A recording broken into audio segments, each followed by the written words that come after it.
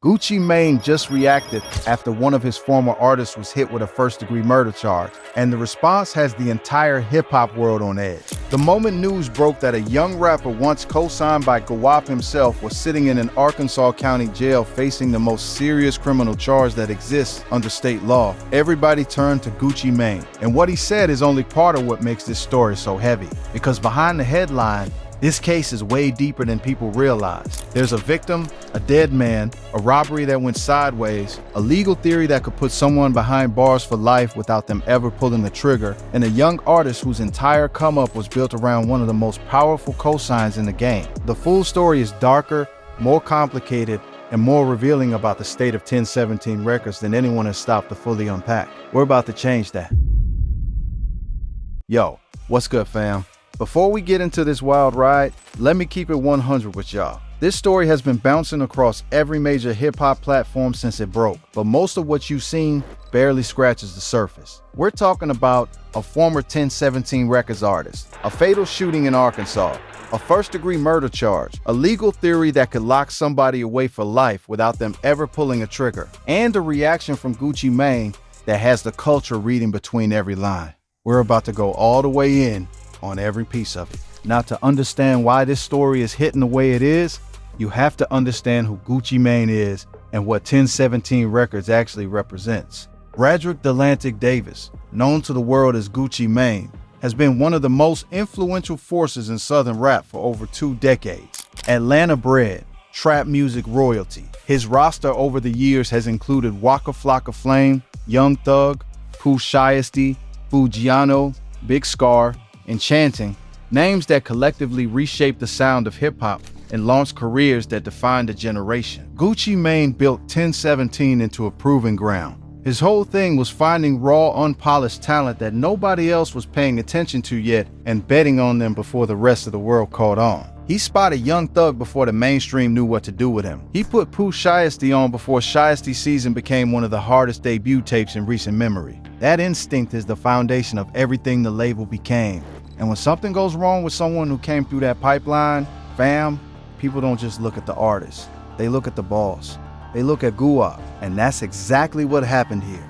So check it. Let's talk about who Bic Fizzle actually is, because a lot of people are just now learning his name through this arrest. And that's not the full story. His legal name is Jeremiah Edric Northern. Born and raised in Blytheville, Arkansas, a small city in the Mississippi Delta region of Northeast Arkansas, historically impoverished, historically underserved, the kind of place that rarely gets mentioned in hip-hop conversations, unless something goes wrong. In Fizzle's own words in early interviews, he grew up in a neighborhood with one of the highest murder rates in the area. That's not something he romanticized. That was just the reality of his childhood.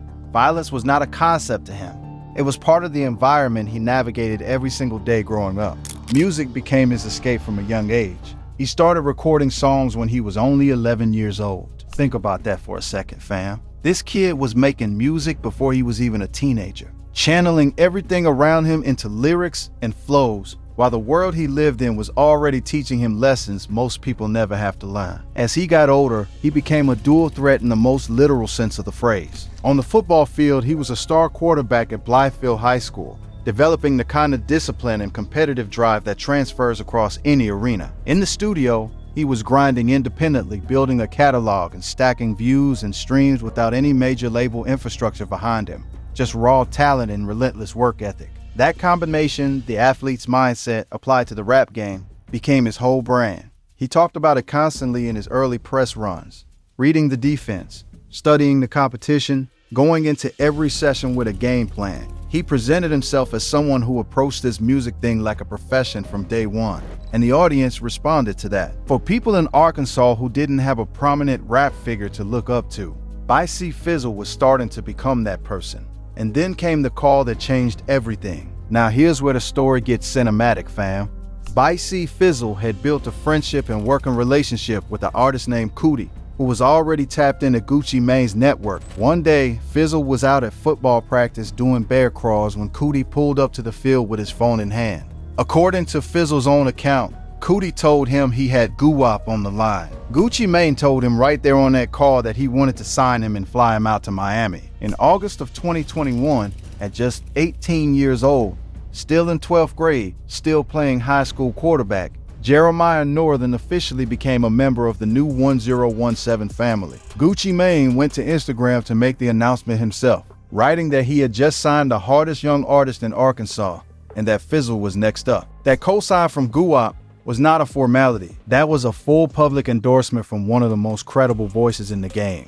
The reaction across the culture was immediate. His time at 1017 produced real results. The debut single Trap Mania featuring Gucci Mane and Cootie crossed 1 million total streams quickly after it dropped and introduced him to an audience far beyond Arkansas. He followed that with On God, another joint with Gucci Mane and Cootie, a record that showed he wasn't just riding a cosign wave, but actually had his own distinct identity, his own cadence, his own energy, something that was recognizably Bic Fizzle regardless of who was on the track with him. For a kid from Northeast Arkansas with zero prior major label infrastructure, getting studio time and actual features with the CEO of your label this early in your career was a statement. It told the culture that Gucci Mane was genuinely invested, not just running him through as a name on a roster sheet. The label showcased him in 1017's 2021 compilation alongside Fujiano and Pooh Shiesty.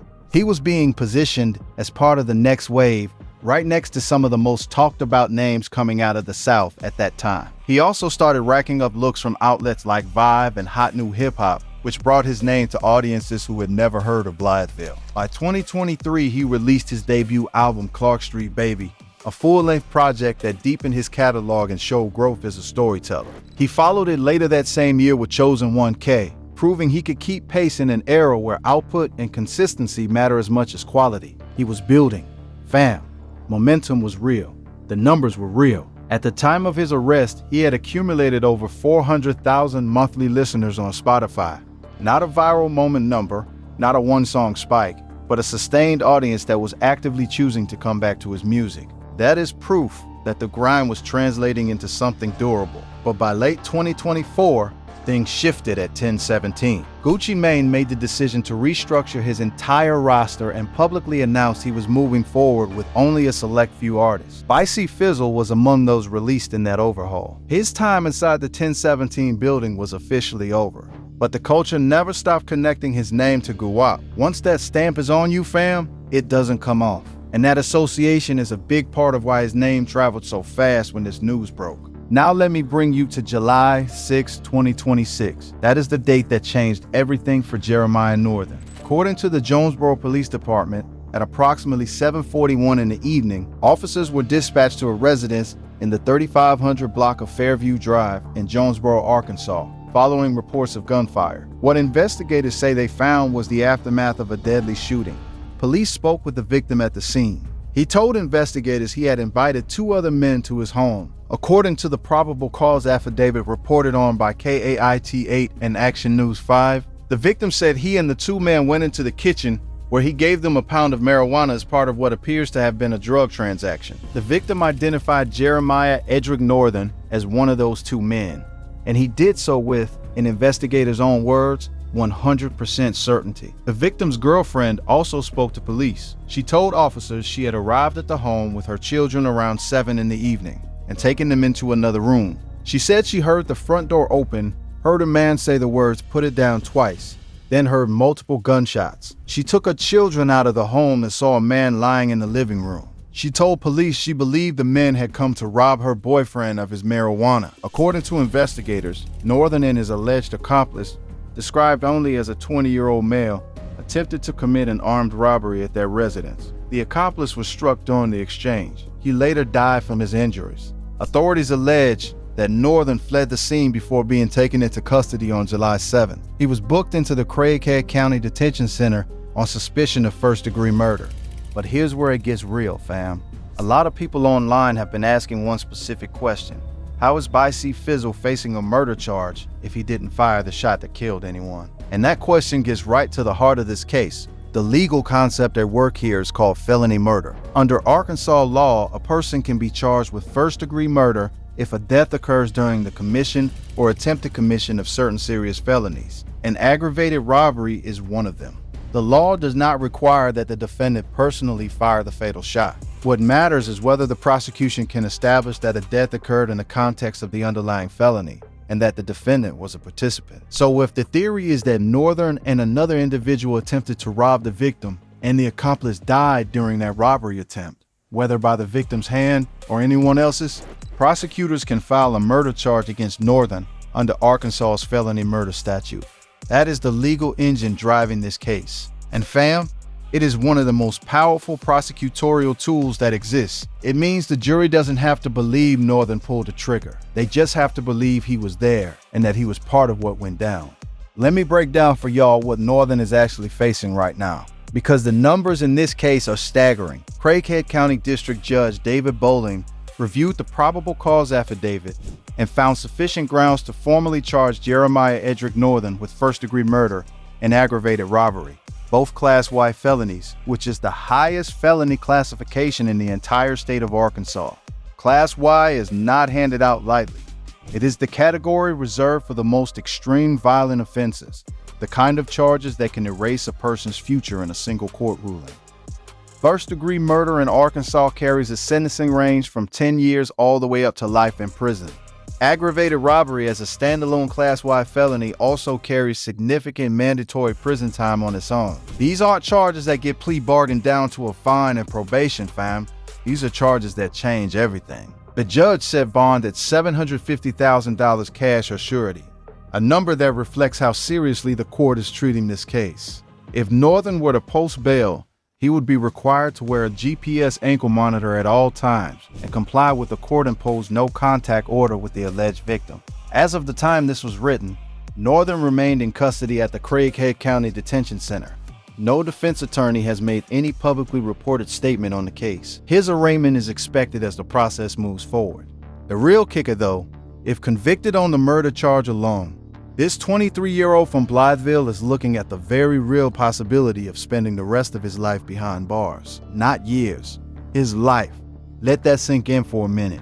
The kid who was doing bear crawls at football practice when Gucci Mane called. The kid who was still in 12th grade when he signed to one of the most legendary labels in rap.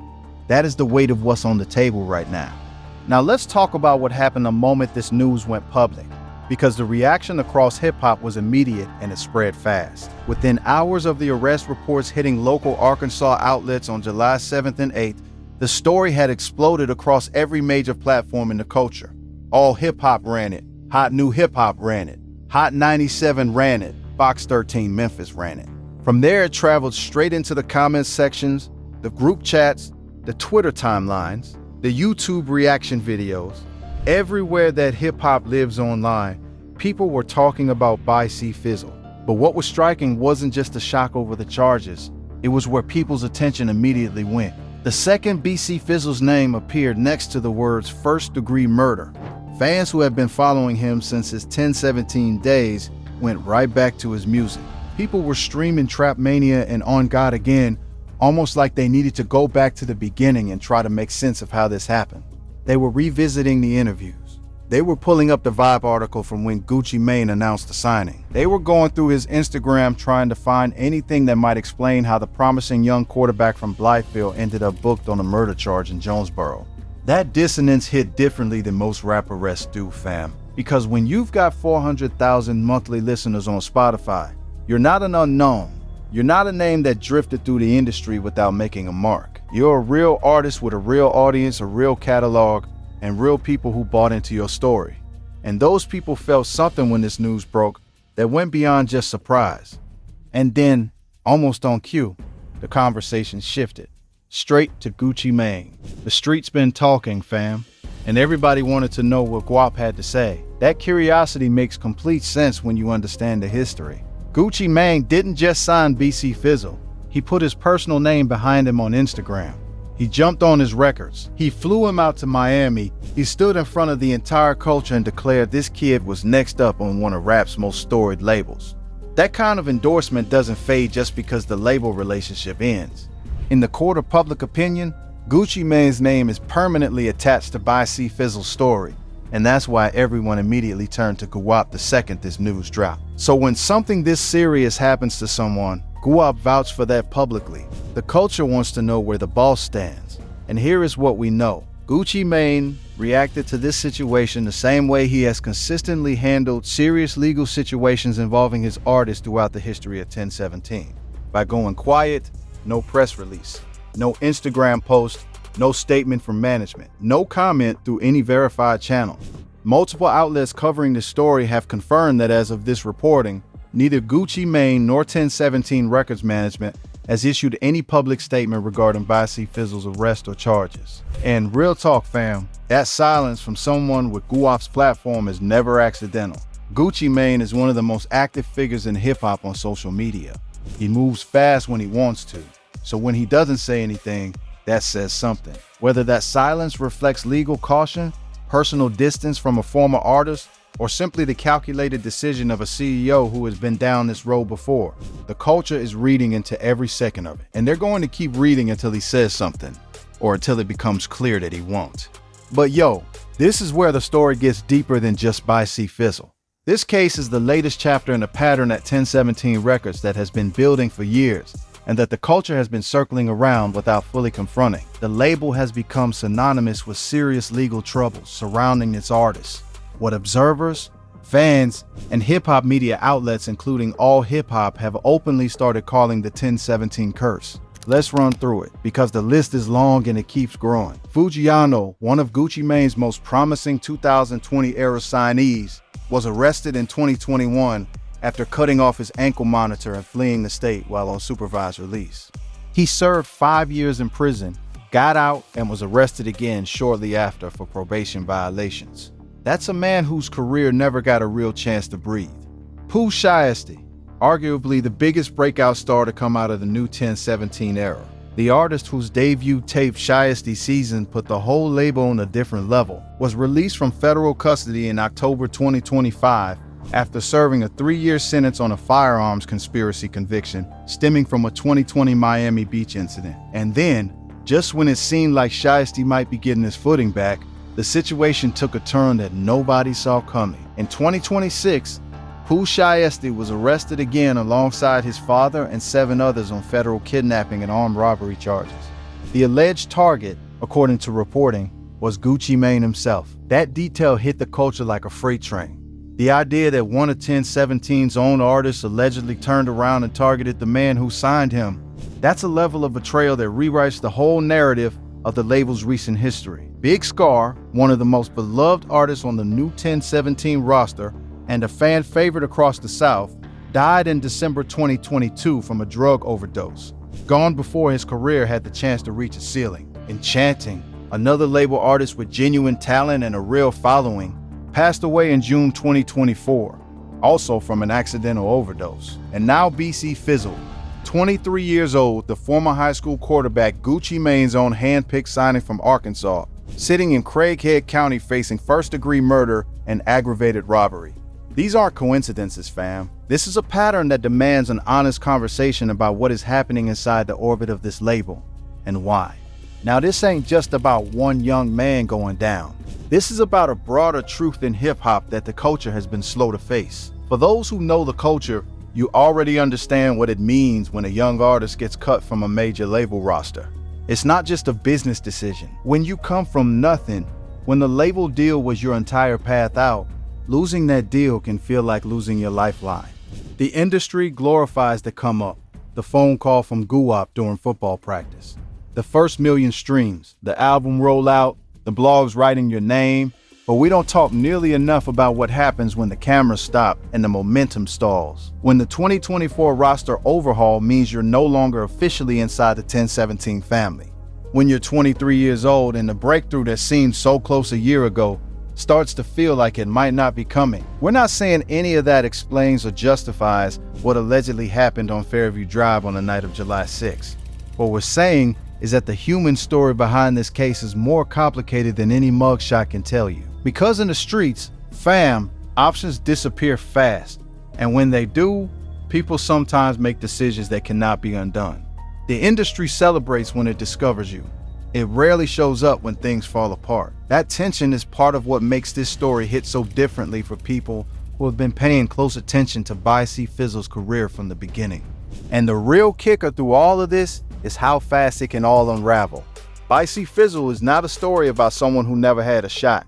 He got the shot, fam. He got the phone call most young artists from places like Blytheville only dream about. He had features with Gucci Mane on his catalog before he was old enough to legally drink. He had hundreds of thousands of people streaming his music, and now he's sitting in the Craighead County Detention Center facing charges that carry life in prison. At the end of the day, Bic Fizzle's situation isn't just about a rapper catching a charge. It's about what happens when the system that elevated you moves on, and the streets you came from never do. It's about the gap between the version of yourself that the culture sees, the hyped-up young artist on a Gucci Mane record, the kid from Arkansas who made it into the 1017 family, and the version of yourself that still has to navigate real life when that spotlight dims. It's about a 23-year-old whose trajectory went from bear crawls and phone calls from Guwap to a county jail in northeast Arkansas, charged with first-degree murder and aggravated robbery, with a bond sitting at $750,000. These are the stories that don't fit neatly into a victory lap or a cautionary tale. They live somewhere in the complicated middle, where ambition, environment, circumstance, and choices all collide in ways that nobody fully controls. Now look, fam, this case has not been decided. The evidence has not been tested in front of a jury. Jeremiah Edric Northern has not been convicted of anything. Defense attorneys will get their chance to challenge what prosecutors put on the table, and the outcome of this case will ultimately be determined by what the evidence shows in a courtroom, not by what the internet decided the day the arrest hit. But regardless of how the legal process unfolds, the damage to his career is already in motion.